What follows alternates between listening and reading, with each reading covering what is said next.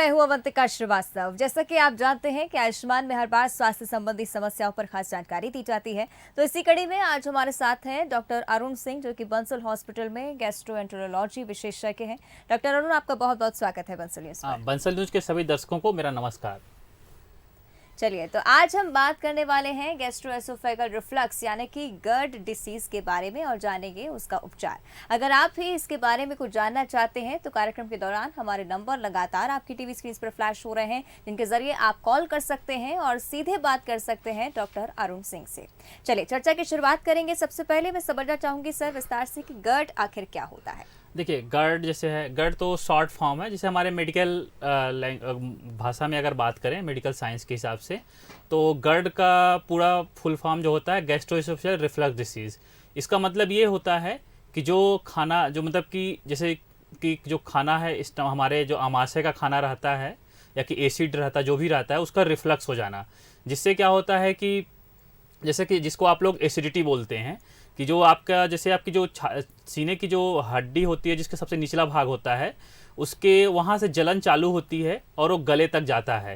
तो जैसे कि जिसको भी जैसे कि इसमें किसी को जलन हो रहा है या कि जैसे खाना है आपका मुंह में आ जाता है और मुंह में कड़वापन आपको लगता है, एसिडिटी जैसा फील होता है, तो ये सारे जो लक्षण होते हैं, ये गर्ड जो ये बीमारी होती है, जैसे एसिडिटी आप बोल लें, गर्ड बोल लें, आप जो भी अपनी भाषा में जो भी कहना चाहें, तो ये चीज़ होती है। सर, इस डिसीज के कारण क्या कुछ होते हैं? हाँ, देखिए, जैसे कि हमारा जो शरीर है, वो सिस्टम जो भी बना हुआ है, उसमें ऐसा है कि जैसे हम खाना खाते हैं, तो जब हम खाना मुंह से खाते हैं तो उसके बाद आहार नली में जाता है और आहार नली से आमाशय में जाता है। तो आहार नली और आमाशय के बीच का जो जंक्शन होता है, वहाँ पर ऐसे कुछ सिस्टम बना होता है, उसको आप वाल्व सिस्टम बोल सकते हैं, स्फिंक्टर बोलते हैं, हम उसको स्फिंक्टर हम बोलते हैं। तो जब खाना जाना होता आहार नली में होता है, तो वहाँ पर वो सिस्टम जो है वो खुल जाता है, जिससे खाना हमारा आमाशय नीचे चला जाता है, और जब खाना नीचे चला जाता है तो उसके बाद वो सिस्टम बंद हो जाता है। तो जब भी वो स्फिंक्टर है उसमें वो लूज हो जाता है, अगर ढीला हो जाए, किसी उसके कई सारे कारण होते हैं ढीले होने की, तो उसकी वजह से क्या होता है कि जब आमाशय का खाना जो होता है वो उसमें जो वो कई बार हमारे फिर ऊपर रिफ्लक्स होने लगता है। तो मेनली क्या होता है कि वो सिस्टम जो ढीला हो जाए, जो स्फिंक्टर है, जो नीचे आहार नली के नीचे वाला आहार नली और आमाशय का जो जंक्शन है, वहाँ का जो स्फिंक्टर है वो ढीला हो जाए, तो उसकी वजह से जो खाना ऊपर आ जाता है और या कि मुंह में आ जाता है, जो परेशानी होती है। साथ ही गर्ड की अगर हम बात करें, काफ़ी मेडिकल टर्मिनोलॉजी से ये वर्ड लिया गया है। अगर आम तौर पर आम भाषा में इसको समझना चाहें तो ये क्या होता है और किन परिस्थितियों में डिसीज हो सकता है? आम तौर पे आप जैसे बोल लीजिए कि आपको, क्योंकि आपको जलन महसूस होती है, तो आप इसको बोल सकते हैं कि एसिडिटी, क्योंकि जैसे हमारे मरीज आते हैं तो अधिकतर एसिडिटी बोलते हैं, तो उनको एसिडिटी आप बोल सकते हैं। लेकिन आप एसिडिटी, कुछ लोग सीने में दर्द को भी एसिडिटी बोलते हैं, तो आपको उसको डिफ्रेंशिएट करना पड़ेगा, उसको अलग करना पड़ेगा, क्योंकि ये सिंपल दर्द नहीं है, ये एक जलन जैसा होता है कि आपको जो छाती के बीच का हिस्सा है वहाँ पर जलन महसूस हो रही है, या खाना मुंह में आ गया, मुंह कड़वापन, जैसे आप सुबह उठते हैं तो आपको मुंह में कड़वा कड़वा सा फील होता है, या कि लगता है कि एसिडिटी, मुंह में एसिड आ गया है। तो आप इसको आम भाषा में इस तरह से आप समझ सकते हैं इसको। साथ ही अगर एज फैक्टर की बात करें तो क्या ये डिसीज एज फैक्टर्स पर डिपेंड करता है? हाँ, उम्र के साथ साथ इसमें जो उम्र के साथ साथ थोड़ा सा स्फिंक्टर ढीला हो जाता है, तो उसमें ज़्यादा होते हैं। उम्र के साथ साथ और भी कुछ कारण होते हैं, जैसे कि मान लीजिए कि मोटापा होता है, जो लोग थोड़े से हेल्दी होते हैं, मोटे होते हैं, उनमें क्या होता है कि जो स्फिंक्टर है वो ढीला हो जाता है, तो उनमें इस चीज़ की संभावना बढ़ जाती है। प्रेगनेंसी में, जैसे प्रेगनेंसी तीसरा है कि प्रेगनेंसी में भी इस गर्ड जो है, एसिडिटी है, जलन है, ये बढ़ जाती है, क्योंकि प्रेगनेंसी में भी वेट गेन होता है, और ऐसा हमारे जो पेट है उसमें ऐसे सिस्टम थोड़ा सा डेवलप हो जाते हैं कि जिसकी वजह से स्फिंक्टर ढीला हो जाता है, तो उनको लक्षण ज़्यादा होते हैं। इसके अलावा और भी जैसे कई सारे कारण हैं, तो जो खान पान की चीज़ें हो गई, जैसे जो लोग स्मोकिंग ज़्यादा करते हैं, गुटखा, स्मोकिंग मतलब जैसे बीड़ी सिगरेट ज़्यादा पीते हैं, गुटखा तंबाकू लेते हैं ज़्यादा, तो उनमें संभावना होने की ज़्यादा होती है। और जैसे कि अल्कोहल की वजह से भी बढ़ जाता है। आप जो लोग जैसे कोल्ड ड्रिंक हो गया, मतलब जैसे पेप्सी, कोको कोला, ये सब ज़्यादा पीने से, इनसे भी इसकी संभावनाएं बढ़ जाती हैं। जो खट्टे पदार्थ हो गए, जैसे कि अगर ज़्यादा ले रहे हैं, जैसे आंवला हो गया, नींबू हो गया, संतरे हो गए, इससे भी बढ़ जाता है। और शराब का सेवन से भी इसकी संभावनाएं बढ़ जाती हैं। बिल्कुल, साथ ही एसिडिटी पर अगर हम बात कर रहे हैं तो काफ़ी नॉर्मल टर्म में हम इसे डिफाइन कर रहे हैं कि एसिडिटी है, और गर्ड की बात करें तो आगे जाकर हो सकता है कि डिसीज़ और ज़्यादा हानिकारक हो। इस पर समझना चाहेंगे। बिल्कुल, अगर आपने ध्यान नहीं दिया, जैसे मान लीजिए कि आपको जलन हो रही है, आप उसको इग्नोर कर रहे हैं या कि दवाई अच्छे से नहीं ले रहे हैं, तो उसके कुछ और भी कॉम्प्लिकेशन होते हैं। जैसे क्या होता है कि जो आपका आहार नली का नीचे का हिस्सा है, वहाँ सिकुड़न हो जाती है। हम अपनी भाषा में उसको स्ट्रक्चर बोलते हैं। तो सिकुड़न हो जाएगा, तो सिकुड़न अगर हो गया है तो आपको खाना खाएँगे तो खाना खाने में आपको दिक्कत होगी, खाना आपके नीचे नहीं जा पाएगा।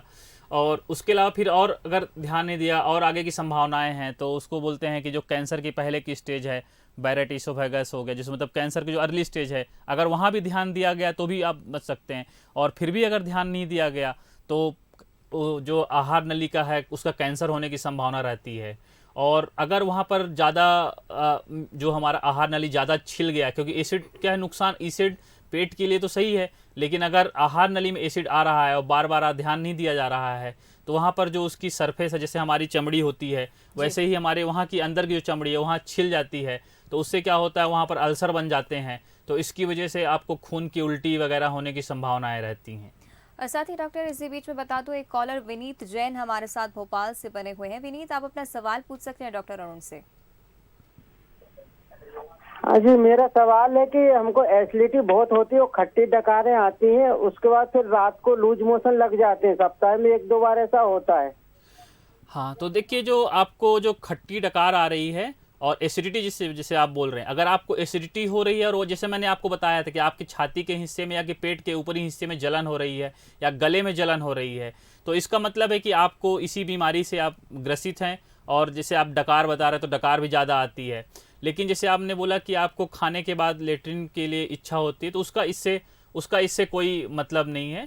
लेकिन अगर आपको जलन हो रही है और खट्टी डकारें ज़्यादा बार बार आ रही हैं, तो आप गर्ड से हैं। लेकिन अगर कभी कभी किसी को आता है खट्टी डकार, जैसे खाना खाने के बाद खट्टी डकार आना स्वाभाविक है, इसको अपन बीमारी नहीं मानते हैं। या कि किसी को महीने में 1-8 बार जलन हो रही है, तो वो मतलब नॉर्मल हिस्सा है, मतलब उसमें उसको हम नहीं मानते। लेकिन अगर आपको बार बार हो रही है तो आप इसी से प्रभावित हैं। चलिए, आशा करते हैं कि विनीत को उनका जवाब मिल गया होगा। और इस पर मैं अधिक जानना चाहूँगी, आप जिस तरह से कह रहे हैं कि टाइम इसके लिए काफ़ी ज़्यादा मैटर करता है। हाँ। यूजुअली 1 महीने में अगर किसी को नॉर्मली एसिडिटी हो जाती है तो ज़्यादा फर्क नहीं पड़ता है। बिल्कुल समझना चाहूँगी। तो जैसे देखिए, कभी कभी तो किसी को किसी वजह से भी हो सकता है। जैसे आपके हाथ पैर में भी दर्द हो गया, किसी 1-8 बार हो गए तो कोई नहीं होता, वो किसी वजह से हो जाता, आप थक गए हैं। तो ऐसे ही खाने के बाद कई बार अगर आपने ज़्यादा खाना खा लिया है या कि आपने खाना खाने के बाद तुरंत लेट गए हैं, तो इसकी वजह से कभी कभार हो सकता है। लेकिन अगर ऐसा हो रहा है कि आपको हफ्ते में हफ्ते में 1 बार हो रहा है या कि 2 से 3 बार हो रहा है, हर हफ्ते हो रहा है, तो इसका मतलब कि फिर आप इस बीमारी से प्रभावित हैं। साथ ही डॉक्टर अरुण, अब लक्षणों पर मैं विस्तार से चर्चा करना चाहूंगी। लक्षण ऐसे कौन से हो सकते हैं जिनको देखते हुए समझ जाएं कि अब डॉक्टर से सलाह लेना जरूरी हो गया है? बिल्कुल, इसमें से देखिए जो 2 सबसे कॉमन लक्षण हैं, तो जैसे हमने अभी बताया आपको कि एक तो सीने में जलन होना, गले में जलन होना और पेट के ऊपरी हिस्से में जलन होना। दूसरा होता है कि खाने का मुंह में आ जाना और कड़वापन होना, मुंह में एसिड जैसा आपका सॉर टेस्ट फील होना। ये तो मुख्य लक्षण होते हैं। इसके अलावा क्या होता है कि जैसे कि किसी को सीने में दर्द हो रहा है और अपने हार्ट के डॉक्टर को दिखा लिया है, कोई कारण नहीं मिल रहा है, तो सीने में दर्द भी इसकी वजह से हो सकता है। कुछ लोगों को क्या होता है कि लंबे समय से अस्थमा से प्रभावित होते हैं, सारी दवाइयाँ ले चुके होते हैं, उनके सांस के डॉक्टर सब कुछ देख चुके होते हैं और अस्थमा ठीक नहीं हो रहा, तो अस्थमा भी जैसे होता है कि इसकी वजह से हो जाता है। कुछ लोगों में देखा गया कि खांसी जैसे होती है, खांसी भी इसकी वजह से होती है। तो लेकिन इसके पहले आपको मतलब उसके और भी कारण देखने पड़ेंगे, जैसे खांसी है, अस्थमा है या सीने में दर्द है, तो इसके पहले अपने सांस के या कि हार्ट के डॉक्टर को आपने दिखाया है और उनसे ठीक नहीं हो रहा है, तो आपको इस विषय में सोचना पड़ेगा। कुछ लोगों को क्या होता है कि उनकी दांतें भी खराब हो जाते हैं, तो कई बार तो दांत में इन्फेक्शन की वजह से हो जाता है, जिसको कैरीज बोलते हैं, परंतु गर्ड की वजह से भी दांतों में खराबी आ जाती है। और बहुत एडवांस डिसीज़ है तो गले में दिक्कत होती है, जिसके कारण आवाज़ भी आपकी थोड़ी सी पहले की तुलना में मोटी हो जाती है, जिसको हॉर्सनेस ऑफ वॉइस बोलते हैं। तो ऐसी ये सारी परेशानियाँ भी गर्ड की वजह से हो जाती हैं। बिल्कुल, और आप जिस तरह से जिक्र कर रहे थे, खांसी और अस्थमा भी हो सकता है। अस्थमा अगर पहले से ही किसी को है, उसके बाद गर्ड का डिसीज हो जाता है, क्या ये और ज्यादा हानिकारक आगे जाकर हो सकता है? अगर हाँ बिल्कुल, अगर क्योंकि गर्ड जो है, गर्ड में एसिड आता है और एसिड हमारे गले से होते हुए सांस के रास्ते में भी चला जाता है, तो जिसकी वजह से अस्थमा का जो है बढ़ जाता है। तो अगर अस्थमा जैसे है आपको और आप दवाई ले रहे हैं, नहीं ठीक हो रहा है, तो आपको GERD के बारे में भी सलाह लेना चाहिए, गैस्ट्रोएंटरोलॉजिस्ट से आपको मिलना चाहिए। साथ ही अगर डेली रूटीन की हम बात करें, आजकल काफ़ी अनहेल्दी सा रूटीन हो जाता है लोगों का, लाइफस्टाइल में काफ़ी चेंजेस आ रहे हैं। पॉल्यूशन क्या एक बड़ा फैक्टर हो सकता है इसके लिए? देखिए, पोल्यूशन का तो ऐसा स्टडीज़ में हमारे नहीं है, अभी तक तो नहीं है, तो पोल्यूशन को नहीं बोल सकते, परंतु पोल्यूशन की और भी सारी परेशानियां जो होती हैं तो हैं ही मतलब। और सेवन की अगर बात की जाए तो जिस तरह से फास्ट फूड का सेवन बिल्कुल, होता है, जैसे जैसे देखिए कि जो फैटी मील जिसको बोलते हैं, जैसे कि आप पिज़्ज़ा बर्गर बहुत ज़्यादा खा रहे हैं और उसमें आप काफ़ी सारा फैटी डाइट जैसे उसको ऐड कर रहे हैं आप उसमें, तो वो डेफिनेटली फैटी जो मील होता है, ज़्यादा बटर ले रहे हैं, ज़्यादा चीज़ ले रहे हैं आप, तो वो GERD का रिस्क बढ़ा देता है। तो आपको अगर ऐसा कोई लक्षण है, आपको जलन हो रही, तो आपको अपने फैटी मील कम करना चाहिए। कॉफ़ी जैसे है कि कई बार ज़्यादा कॉफ़ी और चाय पीने से भी इसके लक्षण होते हैं, तो आपको उसमें भी कम करना है। आप ज़्यादा स्मोकिंग करते हैं तो स्मोकिंग को आप बंद करिए। गुटखा तंबाकू ले रहे हैं तो कम करिए। अल्कोहल में भी देखा गया है कि अल्कोहल की वजह से भी इसके लक्षण बढ़ जाते हैं। तो इन सब चीज़ों को आपको ध्यान रखना पड़ेगा। अगर आप काफ़ी हेल्दी हैं, मोटे हैं, तो आपको एक्सरसाइज करके वज़न कम करना चाहिए। अगर एक्सरसाइज से आप वज़न नहीं कम कर पा रहे हैं तो आपको फिर एंडोस्कोपिक तरीके से या बेरियाटिक सर्जरी जो भी हैं इसके लिए सलाह लेना पड़ेगा। क्योंकि अगर आप इन चीज़ों पे ध्यान नहीं देंगे, आप दवाई ले रहे हैं, नहीं ठीक हो रहे हैं और ये सारी मेजर नहीं लेंगे, तो आपको लॉन्ग टर्म जो परेशानी, जैसे मैंने अभी कुछ देर पहले बताया था कि स्ट्रक्चर हो जाता है, और अगर नहीं ध्यान तो कैंसर की भी संभावना होती है। तो इसलिए इन सब चीज़ों को आपको ध्यान रखना पड़ेगा। बिल्कुल, यानी कि लापरवाही बरतना बहुत ज़्यादा मुश्किल दे सकता है आपको आगे जाकर। और अगर हम जांच पर विस्तार से चर्चा करना चाहें, किस तरह की जांचें होती हैं इस डिसीज़ का पता लगाने के देखिए, लिए? सबसे जो होता है कि आसान जांच जो होती है, जिसको हम एंडोस्कोपी बोलते हैं, बहुत ही आसान से तरीके से हो जाती है। 2 से 3 मिनट ज़्यादा से ज़्यादा टाइम लगते हैं और इसमें आसानी से हमको पता चल जाता है, उसमें कोई दिक्कत है। लेकिन अगर कोई आदमी है जो कि ऑलरेडी दवाई खा रहा है, जो कि बहुत सारी होती हैं, पेंटोसिड होती है, पेंटोप्रोजोल, सारी दवाइयाँ ले रहे हैं, तो एंडोस्कोपी में नहीं आ पाती हैं। तो उस कंडीशन में क्या होता है कि फिर आपको जैसे कुछ जांचें होती हैं, जैसे पीएच मेट्री हम बोलते हैं, उसमें क्या होता है, एक कैथेटर आपके नाक के रास्ते डाला जाता है, 24 घंटे के लिए रखते हैं और वो मशीन में देखते हैं कि आपको कितने बार एसिड के रिफ्लक्स हुए। उसके अलावा एक रिफ्लेक्स करने के लिए भी जांचें होती हैं, उसको इम्पिडेंस मेट्री, और कुछ 2-3 और भी जांचें हैं जो कि थोड़ा मेडिकल टर्म यूज, मेडिकल आपको समझ में नहीं, जैसे मैनोमेट्री वगैरह है। तो इन सब चीज़ों से हमें पता चलता है कि आपको ये बीमारी से आप ग्रसित हैं कि नहीं है, जो हम करते हैं। चलिए, इसी बीच एक कॉलर AK दुबे हमारे साथ भोपाल से बने हुए हैं। AK दुबे जी, आप अपना सवाल पूछ सकते हैं। हेलो। हाँ, नमस्ते, बताइए। नमस्कार डॉक्टर साहब। नमस्ते। मेरी वाइफ को अक्सर का गले में जलन हो जाती है, हाँ। बहुत ज्यादा, और गैस्ट्रोलॉजिस्ट से भी कंसल्ट किया था, तो वो जब तक एसिड ब्लॉकर लेते हैं, वो जो एम्प्टी स्टमक सवेरे दिया जाता है, तब तक तो आराम रहता है। जैसे ही वो बंद करते हैं फिर ये शुरू हो जाता है प्रॉब्लम। देखिए, जैसे आपने बताया कि अगर GERD में वही है कि GERD में 2-3 एक तो गले में है कि आप एक बार अपने नाक कान गला के डॉक्टर से भी मिल लीजिए। कई बार क्या होता है कि दूसरी भी कारण होते हैं। हमेशा जैसे मैंने बताया कि आपको पहले वो सारे कारण देखने हैं कि कहीं लोकल वजह से तो परेशानी नहीं हो रही है। लेकिन अगर जैसे आपके नाक कान गला वाले डॉक्टर बोलते हैं कि नहीं है, तो फिर एंडोस्कोपी आपके वाइफ का होना चाहिए। साथ में एक पीएच मेट्री और जो दूसरे टेस्ट हैं जो मैंने बताए, वो सब टेस्ट करके हमको उनको देखना चाहिए। और जिनके, जैसे मान लीजिए कि अगर वो उनको स्फिंक्टर अगर ढीला होगा, तो उस कंडीशन में क्या होता है कि वो फिर परमानेंट कई बार दवाइयाँ लेनी पड़ती हैं। तो आप दवाई ले लें, दवाई लेते रहें। अगर आपको लगता है कि दवाई किसी वजह से नहीं ले पा रहे हैं, तो उनकी सर्जरी वगैरह होती हैं, उसके भी सलाह, उसके लिए भी आप चिकित्सक से मिल करके वो ऑप्शन को कर सकते हैं। और जैसे मैंने जो लाइफ स्टाइल मेजर बताए कि अगर वो दुबली पतली हैं तो कोई बात नहीं, लेकिन अगर हेल्दी हैं तो थोड़ा वजन कम करें। और जैसे जो कुछ चीज़ों का मैंने बताया कि फैटी डाइट और कोल्ड ड्रिंक वगैरह जो सब, अगर इनका सबका सेवन करते हैं और तो वो बंद करें। दूसरा मैं बताना चाहूँगा कि कुछ इंपॉर्टेंट, जैसे कि कुछ लोग को खाना खाने के बाद, जैसे है कि खाना खाने के तुरंत बाद किसी को लेटना नहीं है। अगर आपको इससे प्रभावित हैं तो आप ऐसा प्रयास करें कि खाना खाने के 2-3 घंटे बाद, जैसे रात में आपने खाना खा लिया तो 2-3 घंटे बाद आप बैठे रहें या चलें या कुछ भी करें, 2-3 घंटे बाद बिस्तर पे जाएं। और इंडोस्कोपी में जैसे आया कि स्फिंक्टर ढीला है, तो आप एक काम कर सकते हैं कि जो आपका बिस्तर है उसका जो सिरहाना है उसके नीचे आप उसको ऊंचा कर सकते हैं, नीचे ईंटें रख सकते हैं। तो उससे क्या होगा कि आपको ये सारे जो सिम्टम है काफ़ी कम हो जाएंगे, लक्षण कम हो जाएंगे और आपकी क्वालिटी ऑफ लाइफ अच्छी हो जाएगी। चलिए, और डॉक्टर अरुण, अगला सवाल मेरा महिलाओं से ही जुड़ा हुआ है। प्रेग्नेंट हो जाती हैं लेडीज और इस कंडीशन में दवाइयाँ लेना काफ़ी मुश्किल होता है, और ऐसे में अगर ये प्रॉब्लम हो जाती है तो क्या कर सकते हैं? हाँ, तो जैसे अगर महिलाओं को प्रेग्नेंट, अगर जैसे गर्भवती महिलाओं को हो जाता है तो उनके लिए लाइफ स्टाइल मेजर थोड़ा सा यूज़ करना चाहिए। जैसे कि खाना आप 1-2 बार में खाने के बजाय स्प्लिट मील कर लें, जैसे कि आप 3-4-5 बार थोड़ा थोड़ा करके खाएं। उससे क्या होता है कि इसके लक्षण कम हो जाते हैं, इससे सिम्टम, इस बीमारी थोड़ी सी कम हो जाती है, रिफ्लक्स कम होता है। दूसरा होता है खाना खाने के तुरंत बाद आप लेटें नहीं, आप बैठें। अगर आप एकदम बैठ नहीं पा रहे, खड़े नहीं हो पा रहे, तो आप ऐसी कुर्सी को थोड़ा लीनिंग करके, जो कुर्सी आती है उसको ले लें, लेकिन आपको लेटना नहीं है।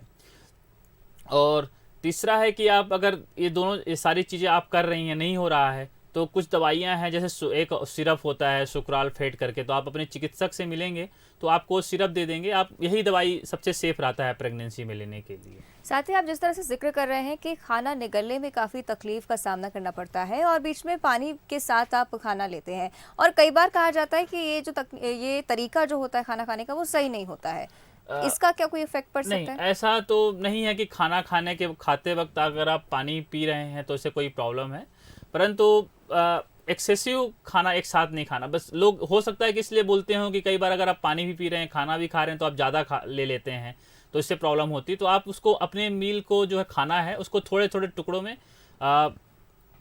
छोटा कर लें, मतलब छोटे छोटे टुकड़ों में 3-4 बार, 4 या 5 बार में खा सकते हैं। दूसरा है कि जैसे आपने बताया खाना खाने में दिक्कत हो रही है, अगर किसी को खाने में निगलने में दिक्कत हो रही है तो उसको तुरंत अपने जो भी गैस्ट्रोएंटरोलॉजिस्ट, क्योंकि उस समय इंडोस्कोपी का करना ज़रूरी हो जाता है, क्योंकि जैसे कई सारे कारण हो, जैसे मैंने बताया कि स्ट्रिक्चर हो गया, कई बार कुछ लोगों को कैंसर वगैरह भी होते हैं, तो सब देखना पड़ता है कि कहीं ऐसा तो नहीं कि जिसको हम सिर्फ सिंपल एसिडिटी समझ रहे हैं, सिंपल गर्ड समझ रहे हैं, तो ऐसी बीमारी ना हो। तो इसलिए उसके लिए हमेशा इंडोस्कोपी करना जरूरी है। साथ ही डॉक्टर, अगर इस डिसीज़ के बारे में और बात करें और मेल फीमेल बाइफरकेशन पर अगर हम बात करें, तो ऐसे कोई केस जिसमें आपने देखा हो कि मेल्स में सिचुएशन थोड़ी डिफर कर जाती है फीमेल्स के मुकाबले? ऐसा तो ऐसा सच नहीं है, थोड़ा फीमेल में ज़्यादा होता है, बस उसका कोई एग्जैक्ट कारण तो नहीं पता कि क्यों होता है ऐसा। लेकिन बस जो दूसरे हैं कि अगर मोटापा है तो दोनों में है, तो दोनों में एक जैसे समान से अगर है, और डाइट का है, कुछ फूड पैटर्न का होता है कि जैसे मान लीजिए कि अल्कोहल है, स्मोकिंग में है, ये पुरुषों में ज़्यादा होता है एज कम्पेयर टू महिलाओं, तो इसलिए पुरुषों में उसकी वजह से ये रिस्क बढ़ने की संभावना ज़्यादा रहती है। दूसरा कि डाइट का है कि अगर कोई ज़्यादा फैटी डाइट ले रहा है, चीज़, कोल्ड ड्रिंक, ये सब, तो उसकी वजह से है, परंतु सेक्स के बेसिस पे वेरिएशन करना तो ऐसा तो नहीं। और गर्ड के कॉम्प्लिकेशंस पर अब मैं ज़्यादा विस्तार से समझना चाहूँगी। कौन कौन से कॉम्प्लिकेशंस आगे जाकर अगर चेकअप नहीं कराते हैं, रूटीन प्रोसीजर के साथ मेडिकेशन नहीं लेते हैं, तो क्या हो सकते हैं? देखिए, जैसे बताया कि जैसे सांस की बीमारियां हो गई, जैसे अस्थमा हो गया, खांसी हो गया, एक बीमारी होती है इडियोपैथिक पल्मोनरी फाइब्रोसिस। ये देखा गया है कि जिनको गर्ड ज़्यादा होता है उनमें बीमारी ज़्यादा होती है, इसका मतलब उसमें लंग खराब हो जाते हैं। और अगर पेट की बात करें तो उसमें सबसे ज़्यादा मेन है कि कैंसर, जो आहार नली का कैंसर है, उसकी अगर इलाज नहीं हुआ तरीके से तो कैंसर होने की संभावना रहती है। दूसरा होता है कि अगर वहाँ पर बहुत सारे अल्सर बन गए हैं तो खून की उल्टी, ब्लीडिंग जिसको बोलते हैं, उसके रिस्क बढ़ जाते हैं।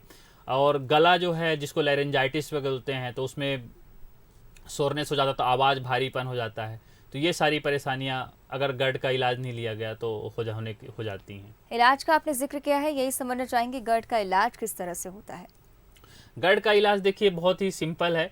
अगर आपको ऐसे लक्षण कभी कभी होते हैं तो आप जस्ट सिंपल सिरप वगैरह ले सकते हैं, लेकिन आप लगातार प्रभावित हैं तो मैं सबसे पहले कहूँगा कि आप हमेशा लाइफ स्टाइल मेजर पे जाएं। लाइफ स्टाइल मेजर जैसे मैंने अभी कुछ देर पहले बताया था कि आप अपने खाने को स्प्लिट कर लें, मतलब छोटे छोटे टुकड़ों में 3-4 बार खाएं। दूसरा है कि आप रूल बना लें कि आप खाना खाने के तुरंत बाद कभी नहीं लेटेंगे, हमेशा 2-3 घंटे का इंतज़ार करेंगे, उसके बाद ही करेंगे। और अपना जो बिस्तर है आपका, उसके सिरहाने के जो फुट होता है उसके नीचे ईंट रख लें 2, तो आपका हेड एंड एलिवेट हो जाएगा।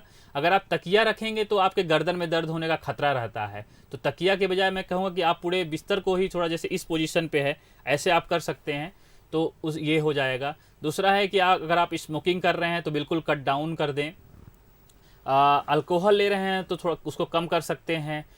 जैसे कि जो लोग प्याज और लहसुन जैसे चीज़ें होती है, सब थोड़ा सा चीज़ें रिस्क इसके बढ़ा देती हैं, तो इनको थोड़ा सा कम करें।